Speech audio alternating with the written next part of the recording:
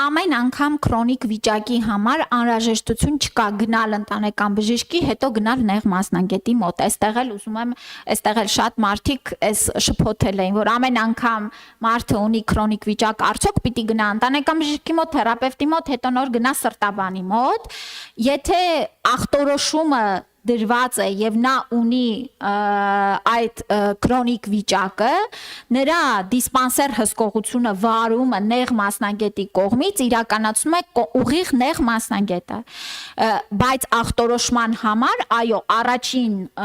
անձը, որ պիտի նա դիմի, դա իր ընտանեկան բժիշկը կամ թերապևտն է։ Այստեղ իհարկե կախված է, որ նրա այս քաղաքացու բժիշկը պիտի աշխատի այն բժշկական կենտրոնում, որը ունի պայմանագիր ապահովագրական հիմնադրամի հետ եւ դատելով մեր ընդհանուր վիճակագրությունից հիմնական այսպես Հայաստանի Հանրապետության հիմնական բժշկական կենտրոնների 90%-ը համարվում են ապահովագրական ծածկույթ սպասարկող կազմակերպություններ։ Այո, եւ մենք կփոխհատուցենք, այստեղ էլ մենք ունենք սահմանաչափեր։ Ամեն նեղ մասնագետի տարեկան 2 խորհրդատվություն է փոխհատուցում ապահովագրական հիմնադրամը։